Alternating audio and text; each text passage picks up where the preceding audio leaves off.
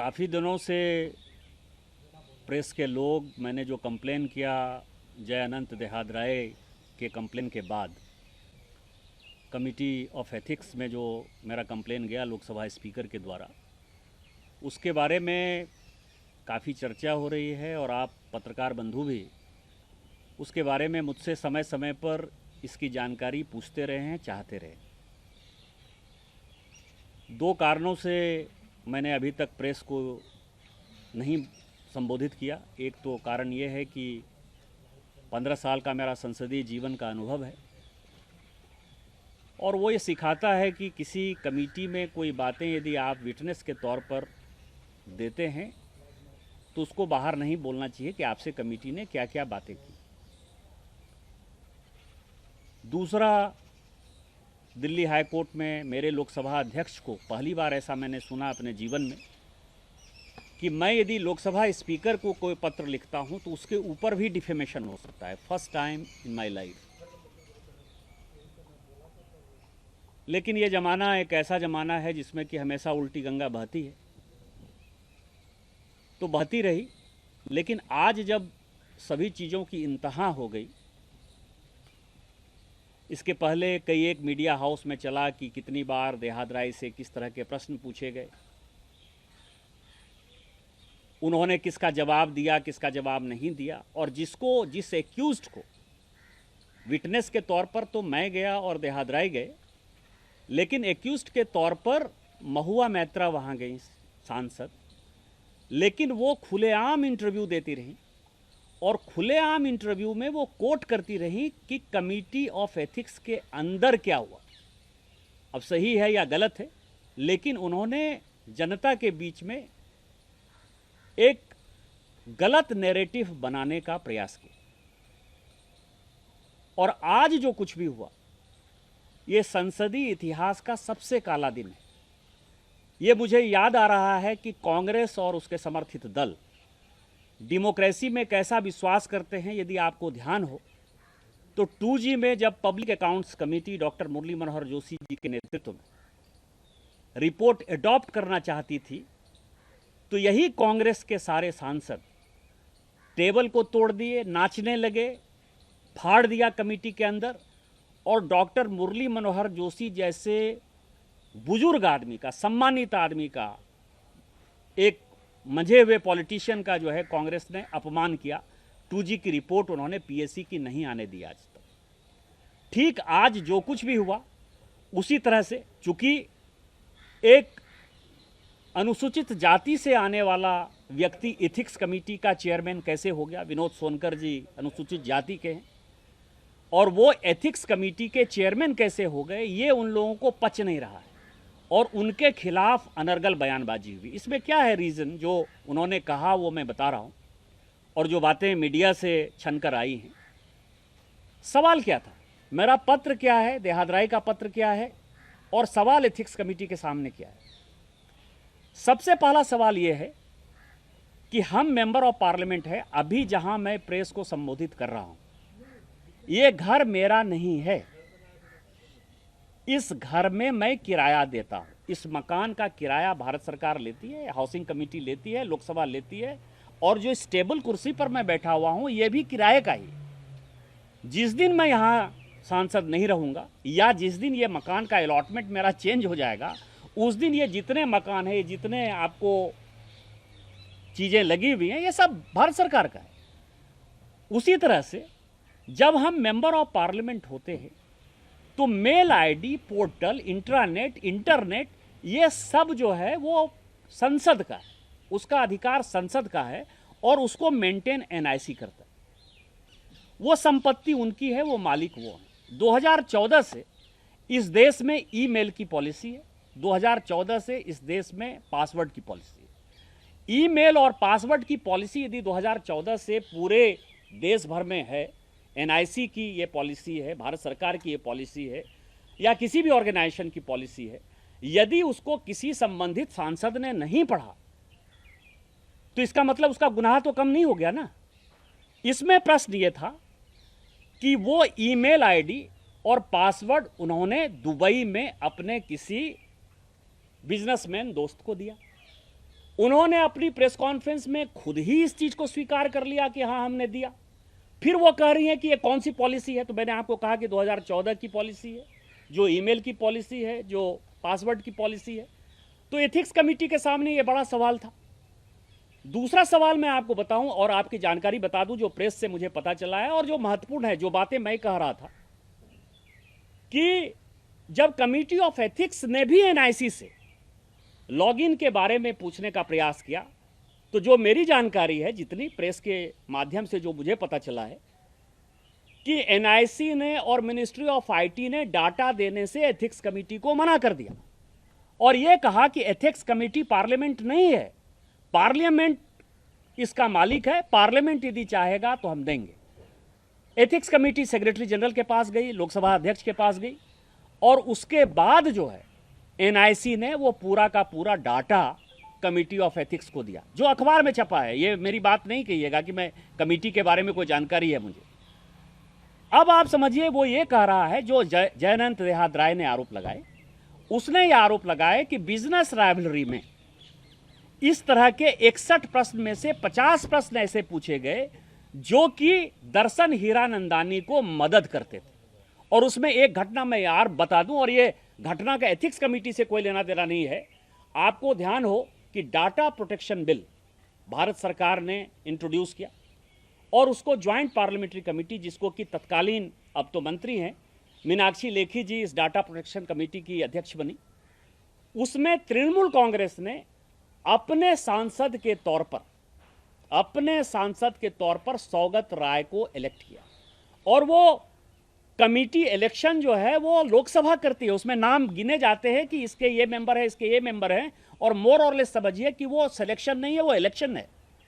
जिस सौगत राय का इलेक्शन हुआ 2 घंटे के अंदर, और जहां की पूरा का पूरा सबसे बड़ा डाटा सेंटर जो है दर्शन हीरानंदानी चलाता है नोएडा में, जिसके लिए कि राजीव चंद्रशेखर ने, आपको ध्यान हो कि ट्वीट भी किया कि मंत्री हो जब मैं था तो ये उस डाटा प्रोटेक्शन के लिए दबाव बनाने के लिए, पॉलिसी चेंज करने के लिए दर्शन हीरानंदानी मेरे पास मिलने के लिए आया, उसने दबाव बनाया।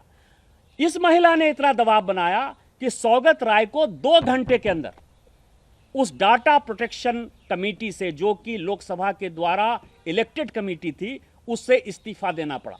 इससे बड़ा उदाहरण जो है और क्या हो सकता है? क्या आपका रीजन है कि सौगत राय इतने सीनियर हैं, उसको हटा के जो है आप मेंबर बनिए? इसका मतलब यह है कि दर्शन हीरानंदानी को आप मदद करना चाहते थे। उसी तरह से उसने कहा कि 61 में से हम सांसद हैं, हम पूछते हैं कि हमारे यहाँ रेल आया कि नहीं, रोड आया कि नहीं, हमारे यहाँ हॉस्पिटल आएगा कि नहीं, हमारे यहाँ स्कूल आएगा कि नहीं, हमारे यहाँ पानी आएगा कि नहीं। मैक्सिमम जो, यदि मैंने सवाल 400-500 पूछे होंगे तो मैं दावे के साथ कह सकता हूं कि उसमें 99% सवाल जो है मेरे कॉन्स्टिट्यूएंसी के होंगे या मेरे राज्य के होंगे। सभी सांसद यही पूछते हैं। एक तो 61 क्वेश्चन पूछते हैं, उसमें से 50 क्वेश्चन आपके ऊपर आरोप था कि आपने दर्शन हीरानंदानी के बिजनेस को मदद करने के लिए दिया। अब जो रिपोर्ट आई है और जो मैंने कल से लेकर आज तक अखबारों में पढ़ा है, टेलीविजन में देखा है, कि 47 बार वो क्वेश्चन दुबई से पूछे गए, दर्शन हीरानंदानी साहब के ऑफिस से पूछे गए। तो क्या एथिक्स कमेटी इसके बारे में नहीं पूछेगी कि दर्शन हीरानंदानी, और आपने कहा कि दर्शन हीरानंदानी ने नहीं किया, पीए ने किया, आपने खुद स्टेटमेंट दिया है। तो क्या एथिक्स कमेटी को यह पूछने का अधिकार नहीं है कि आपने किससे फोन से बात किया, किससे आपने ड्राफ्ट कराया, फोन नंबर क्या है, कॉल डिटेल क्या है? यह आप पूछने का अधिकार नहीं है। यदि यह पूछा जाएगा तो पर्सनल हो जाएगा।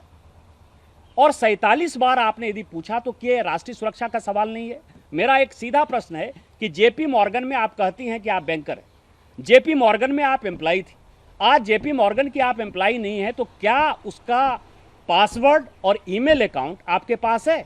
यदि जेपी मॉर्गन का पासवर्ड और ईमेल अकाउंट आपके पास नहीं है, इसका मतलब यह है कि जिस ऑर्गेनाइजेशन का है उस ऑर्गेनाइजेशन को जब आप छोड़ने लगते हैं या उस ऑर्गेनाइजेशन का उपयोग करने के लिए जब तक उसके मालिक से परमिशन नहीं लेते हैं तब तक आपको नहीं करना था। यह राष्ट्रीय सुरक्षा का सबसे बड़ा सवाल इसलिए है कि एनआईसी ही एक ऐसा संस्था है जिस पर कि केवल हम सांसदों का ही मेल आईडी और इंट्रानेट नहीं है, पूरी की पूरी भारत सरकार, चाहे वो डिफेंस मंत्रालय हो, चाहे गृह मंत्रालय हो, चाहे आरएडब्ल्यू हो, चाहे आईबी हो, चाहे पीएमओ हो, चाहे भारत सरकार का कोई भी मंत्रालय हो, वो सारे, चाहे सीबीआई हो, चाहे ईडी हो, सब एनआईसी के ही नेट पर हैं, और यदि एनआईसी का नेट कॉम्प्रोमाइज हुआ तो इसमें राष्ट्रीय सुरक्षा का सवाल आया कि नहीं आया।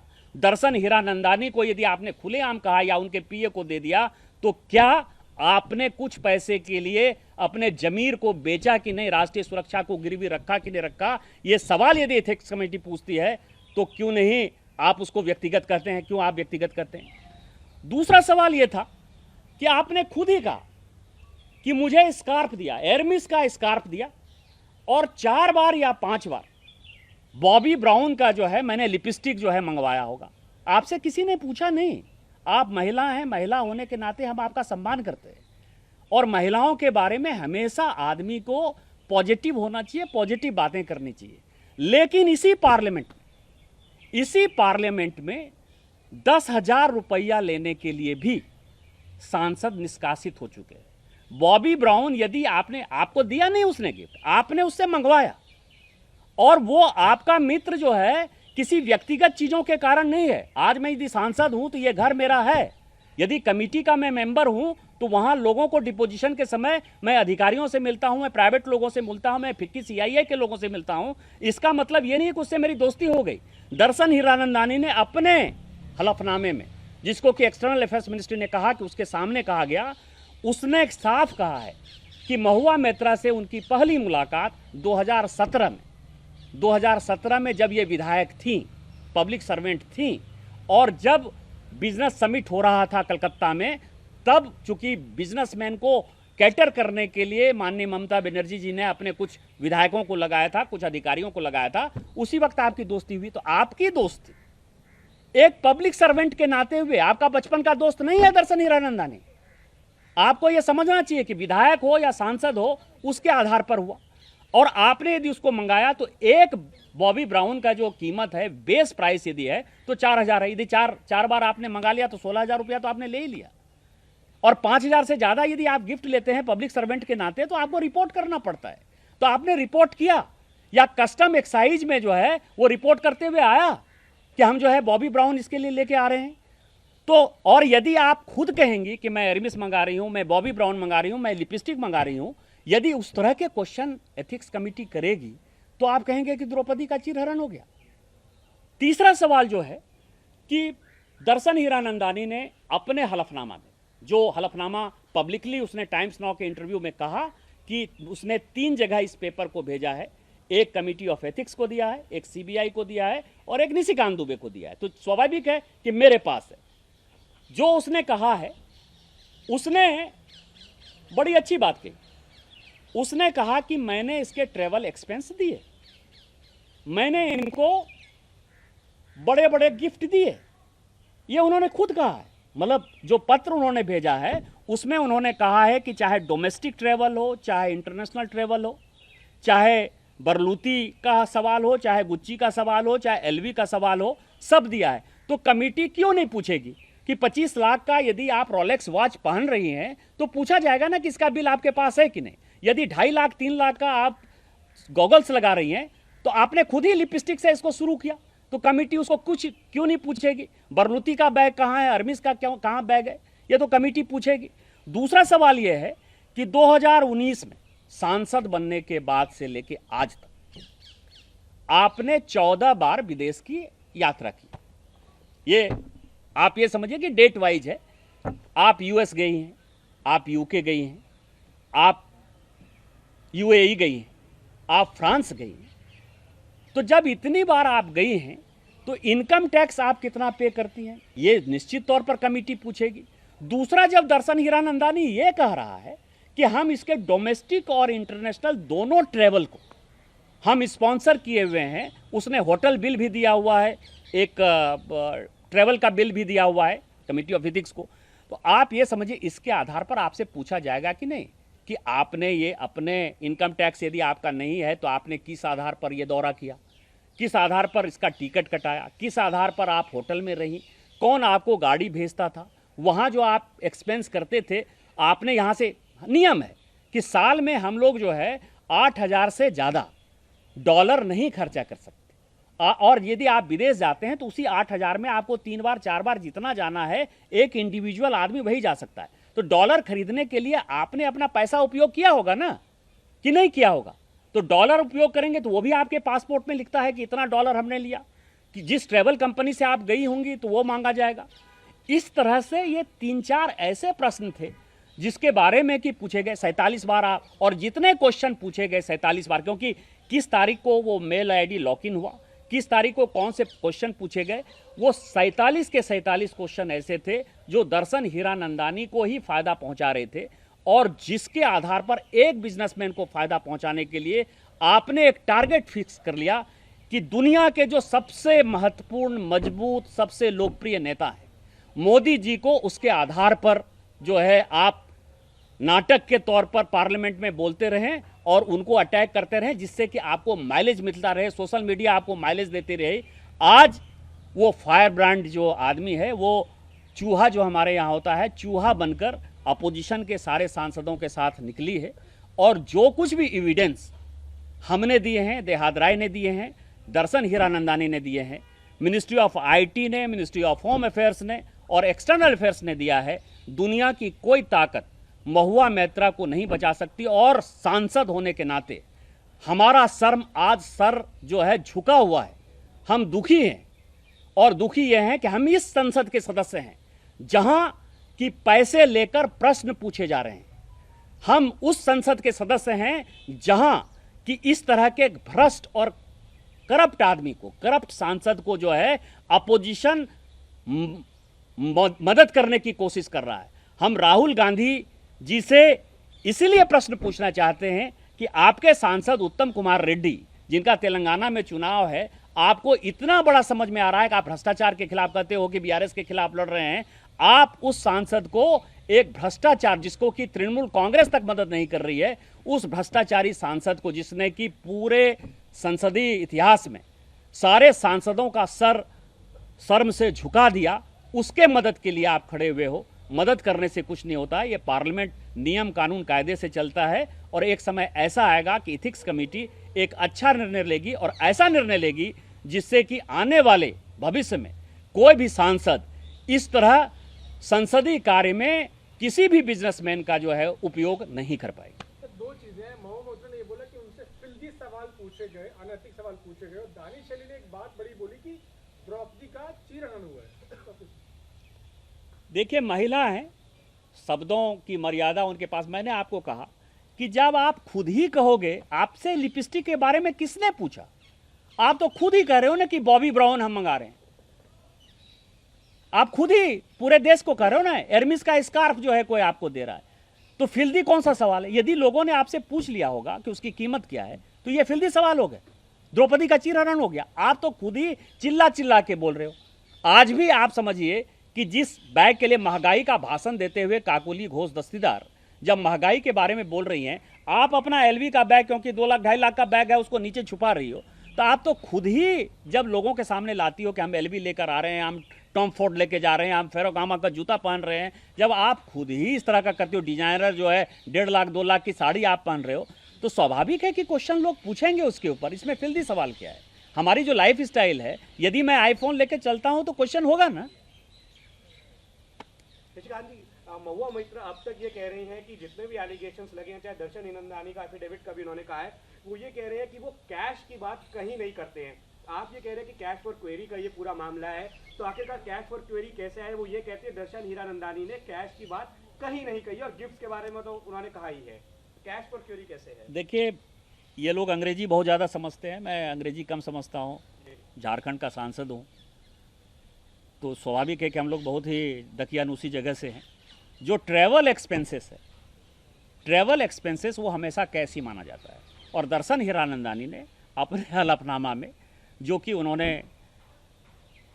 कॉन्सुलेट जनरल को दिया है, उसमें ट्रैवल एक्सपेंसेस की बात उसने डोमेस्टिक और इंटरनेशनल बहुत ही स्पेसिफिक कही है। मेरा आग्रह होगा, विनम्र आग्रह होगा, जो लोग इसके ऊपर बहस करना चाहते हैं वो दर्शन हीरानंदानी का वो हलफनामा पढ़ लें, शायद उनके प्रश्न का जवाब मिल जाए।